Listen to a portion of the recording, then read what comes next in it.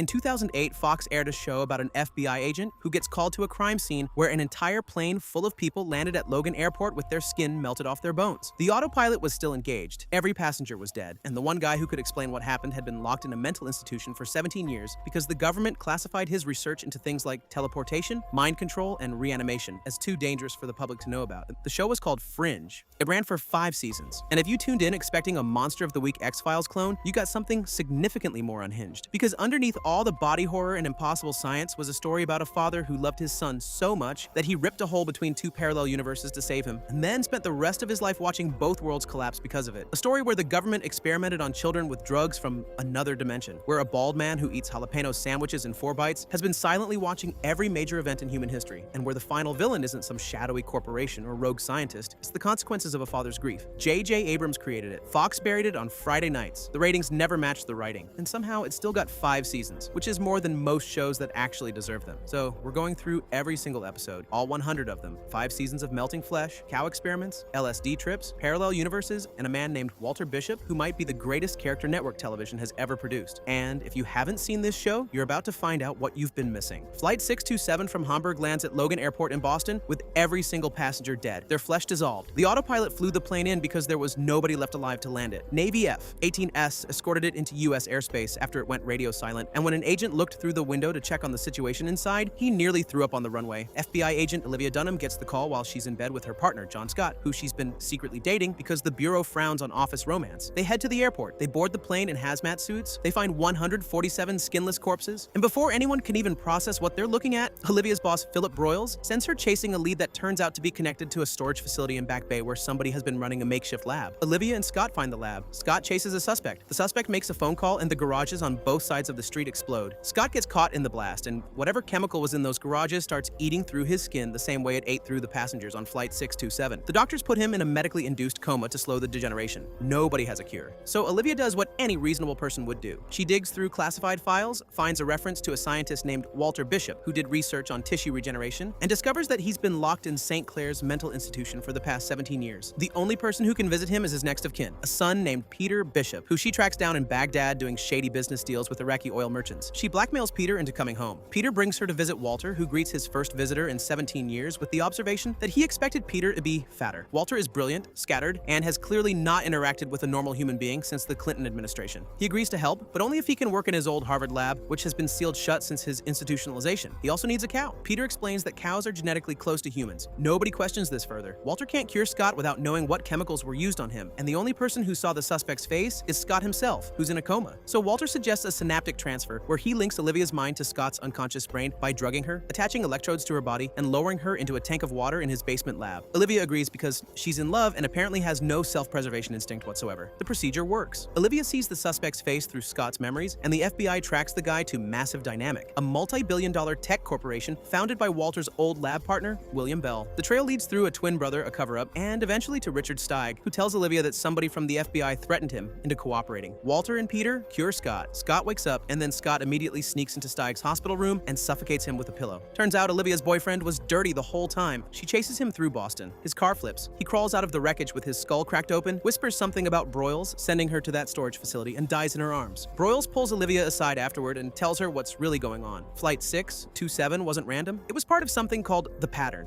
a global series of impossible events. Children who disappeared in 1998 were found halfway around the world without aging a day. A plane in Sri Lanka emitted a sound that triggered a tsunami. A coma patient started writing down real-time coordinates of U.S. military ships. Someone is running experiments with the entire world as their lab. Peter agrees to stay. Olivia agrees to lead the investigation. Walter gets his lab. And in the final scene, Nina Sharp, the executive director of Massive Dynamic, who has a robotic arm and knows way more than she's saying, walks up to John Scott's dead body on a gurney and says 2 words that tell you everything about what kind of show this is going to be. Question him. The team's first official case together. A woman named Lorraine hooks up with a guy at a motel, and within hours, she goes from not pregnant to full-term labor to dead on the operating table. The baby she delivers ages into an elderly man and dies of old age in about 3 hours. Walter traces it back to his own research. He and a colleague named Claus Penrose once worked on a military project to grow soldiers to fighting age in weeks. The project failed because they couldn't stop the aging process, but someone figured it out. The killer, Christopher Penrose, is Claus's son and a product of the experiment. He's been murdering women and extracting their pituitary glands to keep himself from aging to death. Olivia corners him just as the aging catches up. He confesses he was made this way, and his father just loved him too much to let him die. If that last part sounds like it's going to be a recurring theme on this show, you're paying attention. Walter almost slips and asks Olivia about something in Peter's medical file, then realizes she doesn't know. He drops it immediately. Whatever's in that file, he does not want anyone finding out. A man named Roy McComb has been drawing pictures of pattern events before they happen. Flight 627, a bus full of people frozen in solid amber. He thinks the devil is talking to him. Turns out Walter experimented on him decades ago, injecting him with an iridium compound that was supposed to let the military send messages directly into people's brains using a secret radio frequency called the Ghost Network. The project got shelved, but somebody reactivated it, and Roy's been accidentally intercepting their transmissions. Walter performs a minor brain surgery on Roy to shift his reception from visual to auditory, and Roy starts hearing the bad guys' communications in real time. This leads to the FBI intercepting a handoff at South Station, where the target is a glass disc pulled from the palm of a dead undercover DEA agent. Broyles takes the disc, says he'll run it through the NSA, but instead he hands it directly to Nina Sharp at Massive Dynamic. Nina brings it to a lab where a scientist has been downloading data from another disc for 72 hours. The label on the data stream reads John Scott, and right next to the computer is John Scott's corpse with neural probes plugged into his dead brain. So that's what Question Him meant. A bald man with no eyebrows walks into a diner, orders a roast beef sandwich, dumps an entire container of black pepper and a bottle of Tabasco sauce on it, eats the whole thing in about 4 bites, then watches a construction site explode through high-tech binoculars while writing in an unknown language. He makes a phone call and says, "It has arrived." What arrived is a metal cylinder that drilled itself up from underground, and it's vibrating at a specific frequency that matches an identical object found at an explosion in Quantico in 1987. The FBI takes possession of it, and then a guy in a stocking cap shows up with a physics-manipulating gun and starts shooting agents to get it back. Walter recognizes what's happening before anyone else does. He drugs Astrid unconscious, steals the cylinder from the lab, and buries it in his father's grave. Because the bald man, who the FBI has been calling the Observer, once saved Walter and Peter's lives when their car plunged into a frozen lake on Thanksgiving, and Walter owed him a favor. The Observer can read minds. He knew Walter would eventually be needed again. The cylinder was important to him, and Walter was repaying a debt that's been hanging over him since Peter was a child. The Observer shows up throughout the episode, always watching, never intervening. When Peter tackles him at the cemetery, the Observer starts repeating Peter's words before he says them and mirroring his movements. Then he pulls out a strange weapon, stuns Peter, and vanishes. Peter decides to stay with the team. He wants answers. And at home that night, Olivia sees John Scott standing in her kitchen. A guy named Joseph Megar answered one of those unlock your hidden potential ads and got himself turned into a walking electromagnetic field generator by a shady off-the-grid clinic run by a man named Jacob Fisher. Joseph doesn't know he's been altered. He just knows that every time he gets emotional, elevators plummet into the ground, and people around him start dying. His own mother's pacemaker fails when he gets upset, and she drops dead in front of him. Walter uses homing pigeons to track Joseph's unique electromagnetic signature, which is somehow the least insane sentence in this episode. The team releases a flock of GPS-tagged pigeons from Harvard Yard, follows them by car, and finds Joseph right before Fisher can harvest him for a weapons buyer. The real development here is Olivia. She keeps seeing John Scott in hallways, elevators, dark rooms. Walter explains that when she did the synaptic transfer in the pilot, part of John's consciousness crossed over into her mind. These aren't hallucinations. John's memories are actually inside her brain, and her mind is trying to push them out. One of these visions leads Olivia to a hidden basement full of files that Scott had been keeping. He was investigating the pattern on his own, and among his personal effects, she finds a diamond engagement ring inscribed with the word always. A woman named Emily Kramer gets dumped on a suburban street by men in hazmat suits. She stumbles into a diner, starts panicking, and then her head explodes. Not metaphorically. Her actual head detonates, killing everyone in the diner with a burst of microwave radiation that cooked their brains from the inside. Emily had a rare autoimmune disease called Bellini's lymphosemia. A pharmaceutical company called Intrepus found a way to cure her using time-release radioactive capsules. But then they figured out those same capsules could be triggered remotely, turning the patient into a walking microwave bomb. They did this to sell weaponized humans to the highest bidder. David Esterbrook, the head of Intrepus Research, is running the whole operation. Walter figures out the science. Peter gets the location from Nina Sharp, who agrees to help in exchange for a future favor because Nina never does anything for free. Olivia storms the facility, slides the antidote through a door slot to a second victim named Claire Williams, and screams at her to inject herself in the jugular before her head pops. Claire manages it with about 2 seconds to spare. This is also the episode where Olivia tells Peter that when she was 9 years old, she shot her abusive stepfather to protect her mother, but she didn't kill him. He disappeared, and every year on her birthday, he sends her a card just to let her know he's still out there. Happy birthday, Olivia. FBI agent Mitchell Loeb collapses at the Boston field office with what appears to be a heart attack. When the doctors open him up, they find a giant parasite wrapped around his heart, pulsing with every beat. Walter has never seen anything like it. He's also fascinated by it, which is a very Walter response to a living organism slowly crushing a man's internal organs. The parasite's DNA literally spells out ZFT, not because we're only 7 episodes in and subtlety is already dead. ZFT is a mysterious organization trafficking in advanced scientific knowledge that's been connected to the pattern. The only person who might know how to remove the parasite is David Robert Jones, a biotech trafficker sitting in a German prison. Jones will only cooperate if he gets to ask one question to a man named Joseph Smith, who was part of his network. Olivia flies to Germany. Peter and the team try to catch Smith alive. The FBI SWAT team shoots Smith in the head instead. So Walter hooks wires between Smith's dead brain and Peter's living one, drugs Peter into semi-consciousness, and runs electrical current through the corpse to get a dead man to answer questions through his son's mouth. Peter screams through the whole thing. The answer turns out to be Little Hill. Olivia relays it to Jones just as the guards drag her from the interrogation room, and Jones gives up the antidote that saves Loeb's life. But here's the thing about Loeb. The second Broyles leaves his hospital room, Loeb turns to his wife Samantha and asks if she got the answer. She says yes, Little Hill. They both smile. Loeb wasn't the victim. He was the one running the play. A 10-year-old piano prodigy named Ben Stockton gets abducted from his father's car by a woman who uses a flashing light sequence to put his dad into a trance. Green, green, green, red. Like a hypnotic Christmas tree. When Ben wakes up, he's in a basement being told to finish his musical composition, or his dead mother will be disappointed. Except his dead mother is standing right there, complete with a healing scar on her head, because these people rebuilt her just enough to guilt-trip a child into solving an equation. Walter recognizes the light pattern because a fellow patient at St. Clair's named Dashiell Kim told him the same story. Dashiell was an astrophysicist who disappeared for a week, came back insane, and beat his wife to death with a tire iron. So naturally, Walter volunteers to go back to the mental institution to talk to him, which goes about as well as you'd expect. The director sedates Walter and tries to keep him locked up overnight, and Walter hallucinates a cleaner, healthier version of himself sitting on his old bed. Welcome home. Peter cracks the kidnapper's alias using the oldest con artist trick in the book. Ostler is Middle English for innkeeper, so he searches hotel names and finds a P.O. box for Joanne Ritz. Olivia traces it to a red brick warehouse in Clarksburg, rescues Ben, but the kidnapper escapes using the same light trick on Olivia. Here's the payoff. The equation Ben solved translates a musical composition into mathematics that allows solid matter to phase through solid matter. Mitchell Loeb, who is still pretending to be a loyal FBI agent, takes that equation, plugs it into a computer, and reaches his hand through the back of a locked safe to pull out an apple. Then he shoots the kidnapper in the head because she's a loose end and calls someone to say 2 words. It worked. A massive dynamic executive named Mark Young gets attacked by butterflies in a conference room. Except the butterflies aren't real. Their hallucinations so vivid that his brain made the cuts physical, and he panicked straight through a plate glass window and fell to his death. The cause is a psychoactive compound derived from a specific species of toad that weaponizes fear. Somebody modified it to target the part of the brain that turns imagination into physical damage. You think the butterflies are cutting you, so your body starts bleeding. Meanwhile, Peter gets a phone call from a woman named Tess who tells him to leave Boston because someone named Michael Kelly is looking for him. Peter tracks Kelly down and threatens to kill him if he touches Tess again. So Peter has a whole backstory of bad decisions and dangerous people that the show keeps hinting at but won't explain for another full season. The bigger development is Olivia. She keeps getting emails from John Scott's account with addresses and clues. Walter says it's impossible for John's memories inside her mind to communicate with her, but the evidence says otherwise. She goes back in the sensory deprivation tank and finds herself at the restaurant where she and John had their first date. He sees her. He shouldn't be able to, but he does. She watches John stab a man to death in an alley, follows the trail to a black market trafficker named George Morales, and then Morales gets his throat slit by John Scott's ghost hallucination before he can testify against Massive Dynamic. Nina Sharp insists Massive Dynamic has nothing to hide. Nobody believes her. 3 bank vaults across the East Coast get robbed by a team that literally walks through solid walls. They stretch a vibrating tarp over the vault surface, phase through using the equation from 3 episodes ago, and grab oversized safety deposit boxes. When the last guy gets stuck halfway through a wall as it re-solidifies, Loeb shoots him in the head without hesitating. Efficiency. Olivia recognizes the dead robber as Raul Lugo, a Marine she served with, except she didn't serve with him. That's another John Scott memory pretending to be hers. She goes to visit Lugo's wife, who remembers having dinner with John Scott, not Olivia. The walls between Olivia's memories and John's are crumbling. Walter figures out the boxes are his. He hid them decades ago using numbers from the Fibonacci sequence, and inside them are the components of a teleportation device he built to save Peter's life as a child. Peter had a rare disease. Walter found only one doctor who could cure it, a Swiss physician who had been dead since 1936. So Walter built a machine to reach across time and space to bring that doctor to the present. He claims he never used it because Peter recovered on his own. Meanwhile, in a German prison, David Robert Jones snaps his lawyer's neck, puts on the dead man's suit, and stands in the corner of his cell as Walter's teleportation device activates on a field in Massachusetts. A column of light shoots into the sky. Jones materializes inside it. He's free. And Olivia? She gets ambushed on her way to the field by 3 black SUVs, tranquilized and kidnapped. Olivia wakes up strapped to a gurney in a warehouse. A masked man gives her a spinal tap. She notices a white spot on his right shoe. Then she does the most Olivia Dunham thing possible. She smashes a water glass into her guard's face, breaks free, steals evidence from the lab, buries it in a vacant lot, and escapes before anyone can stop her. The FBI picks her up and she gets handcuffed to a hospital bed by Sanford Harris, the man she once helped prosecute for sexually assaulting female Marines. Homeland Security has assigned him to review Fringe Division, because of course they did. The case of the week involves a giant slug that crawls out of a dead professor's mouth. Walter identifies it as a supersized version of the common cold. Someone is killing epidemiologists with an enlarged cold virus. Loeb, still pretending to be a good guy, volunteers to lead the investigation into Olivia's kidnapping, while simultaneously poisoning the second target right under everyone's nose. Olivia spots the white mark on Loeb's shoe and realizes he's the one who kidnapped her. She goes to his house to find evidence. Loeb calls his wife Samantha and tells her to kill Olivia. What follows is one of the best fight scenes in season 1. Samantha, Loeb pulls a gun. Olivia disarms her. They beat the hell out of each other through the house until Olivia puts a bullet in Samantha's head. They use Samantha's phone to text Loeb a fake rendezvous location. He shows up. Olivia punches him in the face and arrests him. In interrogation, Loeb breaks when Olivia shows him crime scene photos of his dead wife. He confesses, but then starts raving about a war, 2 sides, a bigger plan, and how they were actually trying to save Olivia. Olivia, she has no idea what she's done. A computer program liquefies people's brains through their monitors. A hand literally reaches out of the screen and grabs their faces. The killer is Brian Dempsey, a fired employee targeting the loved ones of people who wronged him. His own son Luke doesn't know what his father has been doing. The program targets Olivia's niece Ella, who clicks the pop-up and nearly gets hypnotized before Olivia rips the laptop away from her. The B plot matters more. A woman named Jessica Warren keeps trying to see Walter. She's the mother of Carla Warren, Walter's lab assistant who died in the fire that put him in St. Clair's. Peter blocks every attempt because he's terrified that confronting Walter with his past will break him. Olivia tells Peter he's wrong. Eventually, Peter relents. Jessica asks Walter if he remembers anything about Carla. He says she had a wonderful smile. They embrace while Peter watches from across the room, and Peter realizes that bringing Walter back into his life might be the first good thing he's done in years. A man named Marshall Bowman tests his mouth on a plane. The swab turns red. He begs the flight crew to sedate him and lock him in the bathroom no matter what happens. They don't sedate him fast enough, his teeth fall out, quills erupt from his back. He transforms into a beast that tears through the cabin, and the plane crashes into a field in Scarsdale. Olivia flashes on Bowman's name from John Scott's memories. She remembers sitting in a room with Bowman and another man named Daniel Hicks, except John's memories have her experiencing the scene as John. She's losing track of which memories are hers. Walter finds a glass disc embedded in the beast's palm, identical to the one found in the DEA agent from earlier. Hicks has one too, and his nose starts bleeding mid-interrogation because he's about to undergo the same transformation. Walter synthesizes a sedative to pause the process, but only after Olivia refuses to let them administer it until Hicks gives up a name, Conrad. Then she lets Walter save his life. Olivia goes back in the tank one final time to confront John. He tells her the truth. He was working with Bowman and Hicks on a secret NSA task force trying to take down Conrad, a weapons dealer. He wasn't a traitor, he was undercover. The glass discs are data storage devices embedded in their palms as part of the operation. The team runs a sting operation at a hotel in Chicago, posing as buyers. It goes sideways when the informant starts convulsing and can't feed Olivia the right answers. Conrad shows up, sees through the cover, and orders them killed. Olivia drops the code word and the FBI storms in. In the final tank session, Olivia finds John on a dock. He gives her the engagement ring. He says he loves her. She opens her eyes, and he's gone. John Scott is finally out of her head. This is the episode where Fringe stops being a monster of the week show and becomes something else entirely. David Robert Jones walks into the FBI building voluntarily. He's calm, he's shaking from the side effects of teleportation, slowly killing his cells. And he will only speak to Olivia Dunham, while Harris stalls, a newsstand clerk suffocates to death when his eyes, nostrils, and mouth seal over with skin. A toxin on a $2 bill triggered his body's scar tissue proteins to go into overdrive and close every opening on his face. Jones assembles a jamming device from a walkie-talkie, a pen, an eyeglass repair kit, and Harris's watch. With the surveillance killed, he tells Olivia that a much bigger attack is coming. Hundreds will die, but he'll only help her stop it if she passes a test. She has to turn off a panel of lights using nothing but her mind. Olivia thinks this is insane. Jones tells her she was dosed with a drug called Cortexiphan as a child. That's why they kidnapped her and took a spinal tap. That's what the entire season has been building toward. Peter finds the ZFT manifesto. It reads like a doomsday prophecy disguised as a scientific paper. It says our universe is one of many. Travel between them has already been discovered. The repercussions will start small and grow until only one world survives. Olivia goes to the building where the bomb is. The bomb squad can't disarm it because they've never seen anything like it. When she sees the device, she realizes the front panel is identical to the light box from Jones's test. She has to actually turn the lights off with her mind, or everyone in the blast radius dies. She orders the building evacuated. Peter tries to drag her out. She stays. She stares at the lights. Everything goes quiet, and one by one, every light goes dark. Afterward, Olivia insists she didn't do anything. Peter watched it happen, and he's not buying the denial. Jones escapes from the hospital by tearing a hole through a wall and leaves a note that says, "You passed." And Nina Sharp calls Olivia to tell her that there was a second Cortexiphan trial she missed. It was in 1981, in Jacksonville, Florida, where Olivia grew up. Walter, alone in the lab, pulls out a dusty old typewriter and types a single word: ability. The lowercase y sits slightly raised on the page, matching the exact same quirk in every copy of the ZFT manifesto. Walter Bishop wrote the Bible of the organization that's been terrorizing the world all season, or at least his typewriter did. A demolition crew finds a bald, pale child living beneath an abandoned building with no explanation for how he got there or how long he's been alive. The kid doesn't speak but has an empathic connection to people around him, particularly Olivia, who he gravitates toward immediately. He starts writing names and addresses before crimes happen, which helps the team catch a serial killer called the Artist who poses his victims' bodies.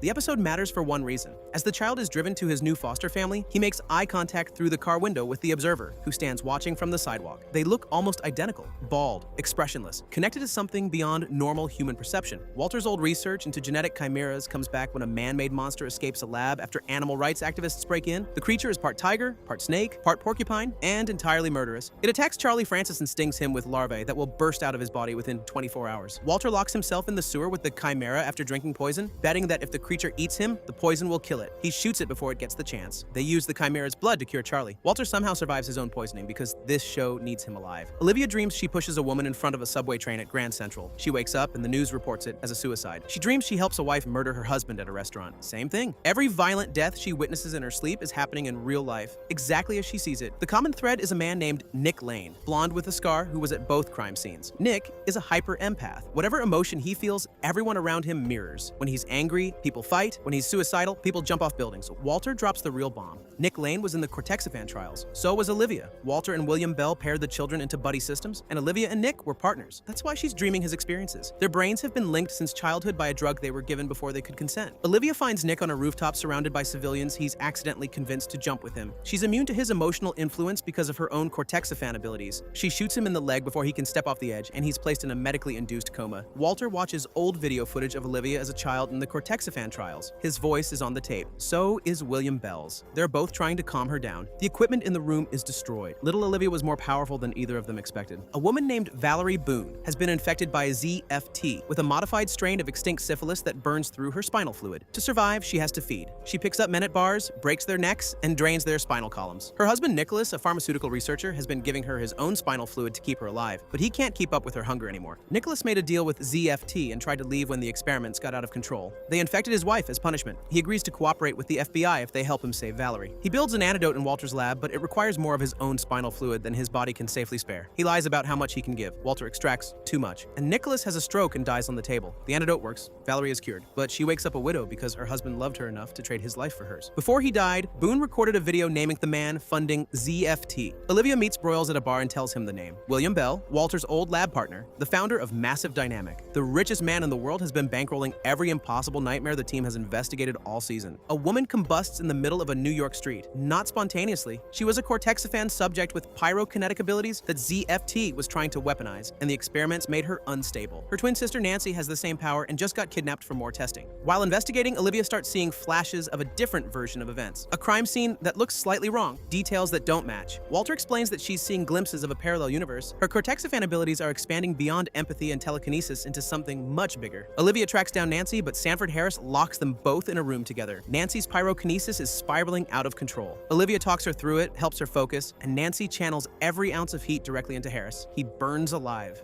Best exit for a character who spent the entire season making Olivia's life miserable. Walter reveals that the ZFT manifesto was written by William Bell. The copy that ZFT has been using is missing its final chapter on ethics. Walter finds the original manuscript, but before he can do anything with it, the Observer appears and takes him away. It is time to go. Nina Sharp gets shot in her hotel room by masked gunmen. Season finale. David Robert Jones has stolen an energy cell from Nina Sharp's robotic arm and is using it to rip open doorways between universes. He pulls a truck through a portal on a busy New York street. The truck's VIN numbers don't exist because it was never manufactured in this universe. The Observer drops Walter at his old beach house in the middle of the night and gives him a coin. Remember what you have to find. Walter searches the house and retrieves the device he built years ago to seal shut the doorway between worlds. He tells Peter he once lost something very dear to him and had to cross into another reality to bring it back. This device was created to make sure nothing followed him home. Jones tries to open a stable portal at Reedon Lake. Olivia, Peter, and Walter intercept him. Peter activates the device just as Jones is stepping through the doorway, and the portal seals shut with Jones halfway across. His body splits in two. David Robert Jones dies cut in half between two universes. Then Walter goes back to the graveyard alone. The camera pans down to the headstone he's been visiting all season. It reads Peter Bishop, 1978 to 1985. Peter Bishop died as a child. The Peter who has been walking around all season, cracking jokes and saving lives and slowly learning to love his father again, is not from this universe. Walter crossed over, stole another version of his son, and raised him as his own. Every single thing Walter has done since the pilot has been in service of protecting that secret. And Olivia? Nina Sharp calls and tells her William Bell will meet her in Manhattan. Olivia goes to the restaurant. Nobody shows. She gets in an elevator. The doors close. When they open, she's somewhere else. A woman escorts her to an office. She picks up a newspaper. The headline mentions President Obama moving into the new White House. She looks out the window and sees the skyline of Manhattan, except the buildings are wrong. The Twin Towers are still standing. William Bell is sitting at his desk. He smiles. Olivia is in the parallel universe. Season 1 is over, and nothing about this show will ever be the same. Olivia's SUV gets T-boned in downtown Manhattan. The driver who hit her flees to a nearby apartment, hooks a device into a man's mouth, and steals his face. He's a shapeshifter, a soldier from the other universe wearing someone else's skin. Peter and Walter arrive at the crash scene. Olivia is gone. Her car is empty. Walter inspects the vehicle, shuts the door, and Olivia comes flying through the windshield from nowhere. She's rushed to the hospital and declared brain dead. Peter sits with Broyles at a bar while Broyles tells him Fringe division is getting shut down. Then Olivia wakes up screaming a phrase in Greek that translates to, "Be a better man than your father." Peter recognizes it immediately. His mother used to say that to him every night before bed. Someone on the other side gave Olivia a message meant specifically for Peter. And she doesn't even remember who said it. The shapeshifter gets new orders via typewriter. His mission to prevent Olivia from meeting William Bell failed. Now he has to interrogate her and find out what Bell told her, then kill her. He disguises himself as a nurse and nearly succeeds, but Olivia shoots him and he flees into the service tunnels beneath the hospital. Peter, Charlie, and a new agent named Amy Jessup chase him down. Charlie catches up first. The shapeshifter kills him. Then it wears Charlie's face. It walks back upstairs in Charlie's Charlie's clothes, talks to Olivia in Charlie's voice, and nobody notices that one of the most loyal characters on the show just died in a tunnel and got replaced by the thing that murdered him. Olivia is out of the hospital, but not okay. She can hear everything. Insects crawling, faucets dripping, conversations 3 rooms away. Her Cortexiphan abilities got supercharged by whatever happened when she crossed between universes. The case involves a former doctor who genetically modified his unborn child to survive his wife's lupus. The baby lived, burrowed out of its own grave, grew into a creature that lives underground, and has been dragging people into tunnels for years. Olivia gets pulled into the dirt and nearly dies before Peter kills the thing. Nina Sharp gives Olivia a card for a man named Sam Weiss, who works at a bowling alley. Sam has apparently been waiting for her, and the fake Charlie, still wearing a dead man's face, gets instructions from the typewriter. His mission is to get Olivia to remember what William Bell told her. A cop in Philadelphia explodes at a train station, killing 11 people. Not a bomb strapped to him. His actual body hardened and detonated. Turns out he was part of a secret military experiment called Project Tin Man that was supposed to cure soldiers exposed to chemical weapons, but instead turned the survivors into remote detonated human bombs. Peter and Olivia fly to Iraq to trace the experiment's origins because Peter apparently has contacts in Baghdad, which raises questions nobody has time to answer. They find the colonel behind the detonations, Raymond Gordon, who claims he was targeting operatives working for the observers. First time anyone suggested the bald men might have human agents. Olivia's subplot with Sam Weiss continues at the bowling alley where he makes her tie shoes and keep score. It seems pointless until she realizes she can walk without her cane for the first time since the accident. The frozen human heads are getting stolen from cryogenic facilities across the Northeast. The shapeshifter wearing Charlie's face is behind it, working with another shapeshifter named Smith to find one specific head. Charlie is getting sick because he's been inside the same stolen body too long. Walter calls in Rebecca Kibner, a woman he experimented on in the 1970s with LSD, who can see people from the other universe. She agrees to redo the experiment. While watching, Olivia starts having flashbacks to her meeting with William Bell. He warned her about the shapeshifters. He told her they're looking for a man marked with the Greek letter Omega. Astrid's computer finishes reconstructing the last face the shapeshifter stole. It's Charlie. Olivia gets the call, finds the fake Charlie, and is forced to kill her dead partner's face a second time. She sits alone afterward and cries. Charlie Francis died in a tunnel in the premiere, and she's been talking to his murderer for 4 episodes without knowing it. Rebecca goes home with Walter. As she gets in the car, she looks at Peter and sees him glow. She told Walter earlier that people from the other side have a shimmer around them. She sees it on Peter. She says nothing. A man in Seattle hallucinates that his boss is a demon and beats him to death. Then his hair turns white and he dies from acute exhaustion. A sleep researcher named Dr. Nyack has been implanting brain chips in patients that let him steal their dreams. He experiences them like a drug while his patients hallucinate their worst fears and die. The real moment is Peter's dream at the end of the episode. He sees Walter breaking into a room where a young Peter is sleeping, picking him up and carrying him away. Peter wakes up confused. He doesn't remember it, but his subconscious does. Meanwhile, Sam Weiss gives Olivia a grief project. She has to collect business cards from people wearing red and pull specific letters from their names. When she unscrambles them, the message reads, "You're gonna be fine." Those were the first words the real Charlie Francis ever said to her. A man turns to ash in his living room. Then corpses in a hospital morgue start crumbling. A cosmonaut came back from a spacewalk with something inside him, an alien entity that possesses his body and projects itself into other people, reducing them to dust. This is Broyles' episode. He's been carrying this case for years. It cost him his marriage. Walter solves the formula Broyles couldn't crack, but the cosmonaut's brother, who has been using car batteries to keep the entity dormant, dies trying to contain it. The CIA takes the cosmonaut's body, and when Broyles asks what happened to him, the agent just looks up at the sky. Some things the government buries so deep, even Fringe Division can't dig them out. A teenager named Tyler Carson appears to be kidnapped, but he's actually the one running things. Tyler has mind control abilities so strong he can make cops shoot themselves, and convenience store customers pour hot coffee on their own faces. White noise headphones don't work. Peter finds this out the hard way when Tyler says, "You can lose the stupid headphones, they don't work," and forces Peter to be his driver. Tyler was created by Massive Dynamic as part of the Carson Penrose experiments. He's one of many identical boys placed with foster families. His father isn't his father. His mother isn't his mother. He's a manufactured weapon who just wants to find the woman who gave birth to him. Peter tries to connect with Tyler by sharing stories about his own father, but Tyler forces Peter to shoot Broyles. Peter manages to pull the shot off center, so it hits Broyles in the shoulder instead of the chest. Walter stuns Tyler with the device. Peter crashes the car, and the kid gets sedated into custody. Nina Sharp writes to William Bell that the Carson Penrose experiments are becoming a problem. An observer kidnaps a woman named Christine Hollis from a Boston street. Not September, the one we've been seeing all season. A different observer called August. Peter finds a childhood photo of Christine at the 1989 San Francisco earthquake with August standing in the background. He's been watching her entire life. The plane Christine was supposed to board crashes. Everyone on it dies. August saved her from a death she was supposed to have. The other observers are not happy. September, December, and July meet with August and tell him he's violated the rules. They send an assassin named Donald Long to correct the mistake. Walter decodes a message from August using nitrogen molecule patterns and meets with him. August asks how to save Christine. Walter tells him he has to make her important. August intercepts the assassin at a motel. Donald shoots August multiple times before Peter and Olivia arrive and kill the assassin. September picks up the dying August and drives. August asks if Christine will be saved. September says yes. She's important now. She's responsible for the death of an observer. August cries, then dies. 2 observers watch Olivia at an amusement park with her niece. One remarks that things are about to get much worse for her. A cargo ship washes ashore in Dorchester, with every crew member dead from parasitic worms that erupted from their mouths. The worms are a modified version of a hookworm that uses human hosts for gestation. A triad gang is smuggling them into the country because, stripped of their lethality, reality, the worms have medicinal properties that can treat immune deficiency disorders. Walter gets bitten by one of the worms and suddenly feels amazing. Then he wanders off to Chinatown alone, gets lost, wastes all his bus money on wrong phone numbers, and Peter has to come pick him up like he's collecting a child from summer camp. Feeling guilty about being a burden, Walter injects himself with a tracking implant and gives Peter the transponder, so his son can always find him. Thomas Jerome Newton, the leader of the shapeshifters, performs brain surgery on 3 patients in mental institutions and cures them of conditions they never actually had. Each patient was implanted with a piece of foreign brain tissue 14 years ago by a doctor using the alias Dr. Paris. The tissue was kept alive inside their heads using organ transplant medication prescribed indefinitely. Walter gets a CT scan. 3 pieces are missing from his hippocampus. William Bell cut them out. He was Dr. Paris. 14 years ago, Bell removed the parts of Walter's brain that contained the knowledge of how to open a doorway between universes and hid them inside 3 strangers so that nobody could ever extract the information from Walter directly. Now, Newton has reassembled those memories and kidnapped Walter to get the method. By the time Olivia finds them, Newton has already learned what he needs. He escapes, but leaves Walter behind with a lethal neurotoxin. Newton offers a deal. Let him go and he'll give them the formula to save Walter. Chase him and Walter dies. Olivia chooses Walter. Newton walks away and turns back to deliver one line. "Now I know how weak you are." Walter survives. But the shapeshifters now know how to build a door between worlds. And the only reason they have that knowledge is because 14 years ago, William Bell tried to protect his best friend by hiding pieces of his mind inside strangers. Every precaution Walter's people took eventually became the weapon used against them. A town full of people deformed by a military experiment in the 1970s has been hiding in plain sight for decades thanks to an electromagnetic pulse that makes them look normal. The moment you drive past the town limits, you see them as they really are. Walter convinces Broyles to bury the report and lie about the machine. It's the first time Walter's empathy for people who got destroyed by government science overrides his duty to the investigation. Given what he did to Peter, it tracks. A Dutch oil consultant collapses in a Boston office building and his veins explode, spraying blood everywhere. The building gets quarantined with Peter and Olivia inside. Walter figures out the virus is 75,000 years old, pulled from a sample 10 miles below the Earth's surface, and it has a personality. It wants to spread. It makes infected people try to escape. The receptionist jumps out a window. Peter falls into a pool of infected blood, fakes his test results, and tries to walk out of the building before his nose starts bleeding in front of everyone. While Peter loses his mind to the virus and attacks Olivia, Walter works desperately on a cure and accidentally tells Astrid he can't let Peter die again. Astrid catches it. Walter deflects. The cure comes from sulfuric ash and horseradish from the office break room because Walter Bishop can apparently save the world with condiments. A man shows up at a Jewish wedding and kills the entire groom's family using a chemical weapon that targets people by genetic traits: eye color,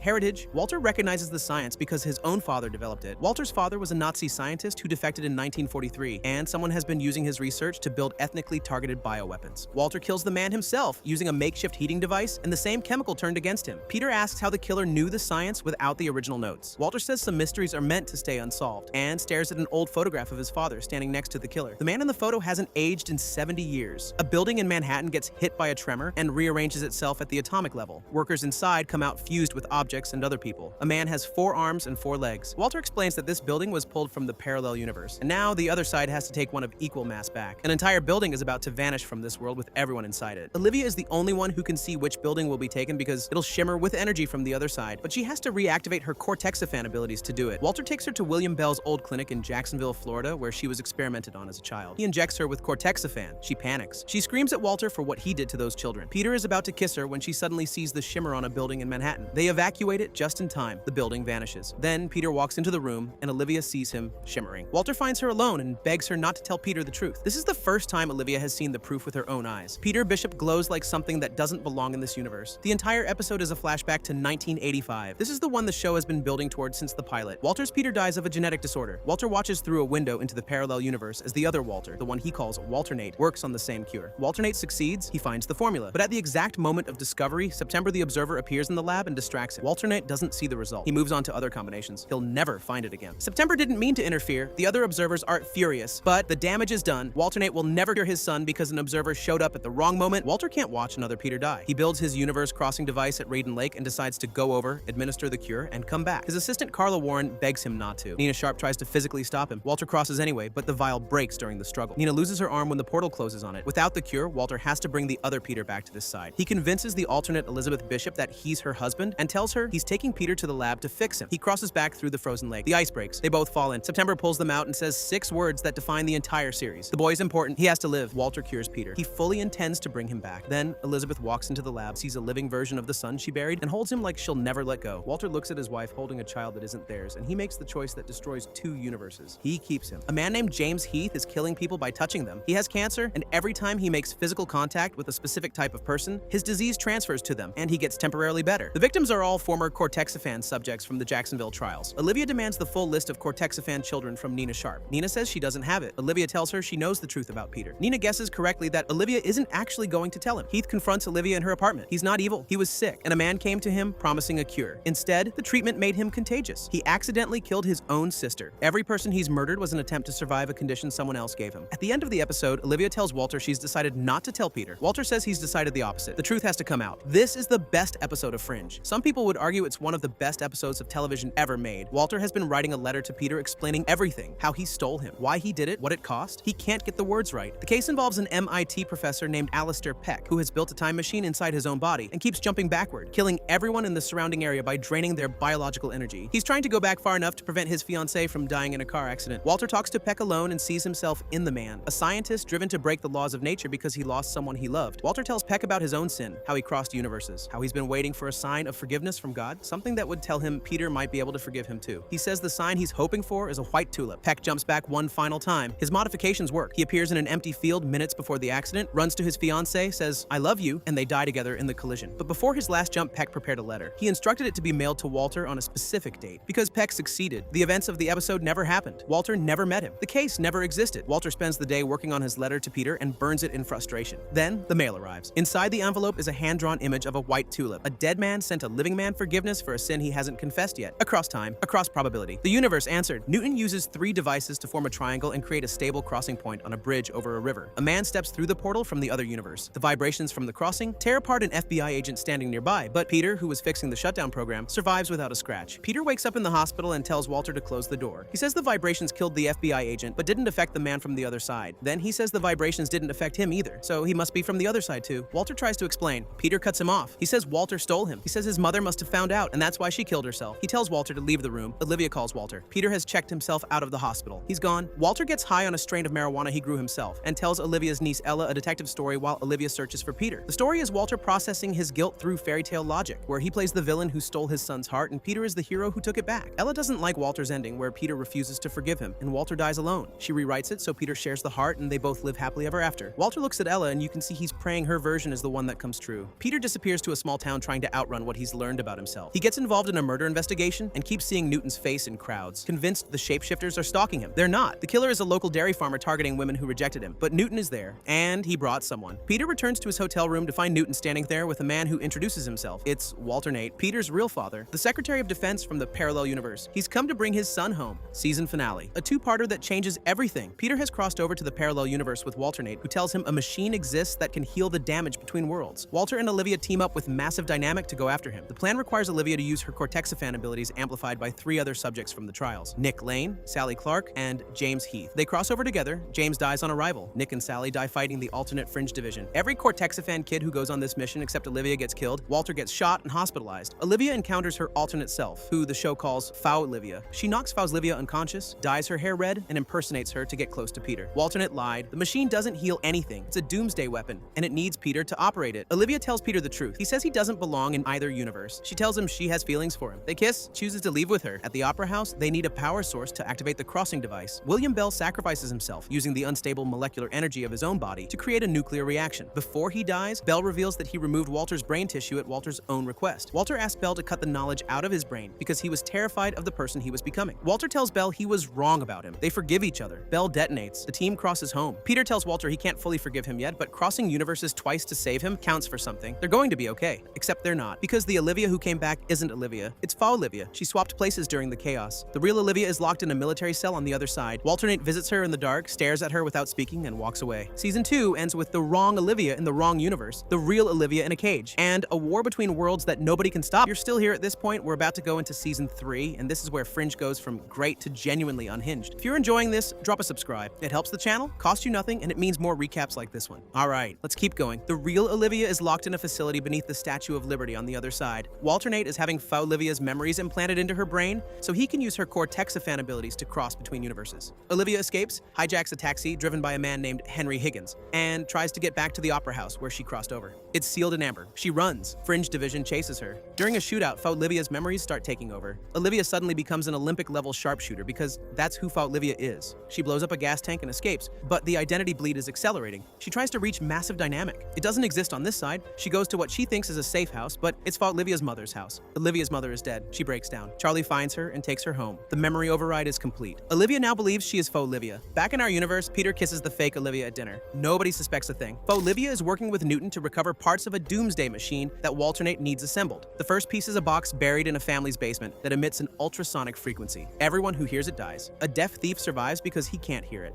Olivia kills him to tie up loose ends. Peter shows up unexpectedly and she barely hides the body in time before distracting him with sex. The box ends up on a subway platform and kills everyone in the station. Peter has to be deafened by gunfire so he can enter the tunnel and disarm it. Walter discovers what William Bell left him in his will. Stock certificates that make him the sole owner of Massive Dynamic. On the other side, Olivia, still believing she's Olivia, investigates bus accidents that are being caused by a man named Milo Stanfield. A drug trial boosted Milo's intelligence so far beyond human limits that he can use mathematics to predict chain reactions. He kills people by moving a single pen to a slightly wrong location and letting probability do the rest. Milo predicts Olivia will stop for an oxygen breather during a chase because everyone on this side does, except Olivia doesn't, because she's not from this side. Her body doesn't have the same limitations, and she catches him. Nobody can explain why she didn't need the oxygen. She keeps seeing Peter, not the real Peter, a hallucination. He looks at her and says, "You are not from this world." She doesn't understand what he means, but the real Olivia is fighting to get out from underneath the false memories. A senator and personal friend of Broyles gets hit by a car and keeps breathing, despite his heart stopping. He bleeds mercury. The man has been a shapeshifter this entire time. Newton tries to retrieve his memory drive to protect the identities of other embedded shapeshifters. The shapeshifter assigned to recover the drive is a cop named Ray Duffy who has a wife and son. He's been living as a human so long that he doesn't want to leave his family. Newton tells him to shift into another form after the job and abandon them. Duffy begs to stay. Newton says he's already killed Duffy's family, then says he was lying, then kills Duffy anyway. Olivia visits Newton in prison and slips him a suicide chip. He swallows it and bleeds out. The shapeshifter leader dies loyal to a mission nobody on this side can stop. On the other side, a man named Joshua Rose breaks into a quarantine zone and frees his twin brother Matthew from the Amber. Here's the thing Walternate has been hiding from the public. The people trapped in Amber aren't dead. They're alive, conscious, frozen in a state of suspended animation, aware of everything, unable to move or scream. Matthew was conscious for years. If the public finds out the Amber victims are alive, there'll be a revolt. Walternate tells Broyles to find the freed man and deal with him quietly. Olivia, still brainwashed, investigates, but her real self is bleeding through. She hallucinates Peter again. He tells her to check if she's from this universe by calling her niece Ella, who was never born on this side. In a tank test for Walternate, Olivia briefly crosses back to our universe and calls Ella's number. It rings. She's pulled back before anyone answers. Olivia tells Walternate the test didn't work. She's lying. The real Olivia is waking up. A radio frequency causes listeners to lose their memories. The signal is coming from stations broadcasting strange number sequences that have been running for decades. The numbers correspond to geographical coordinates, and at each coordinate is a piece of the doomsday machine. The machine was built by the first people, an ancient civilization that existed before the dinosaurs.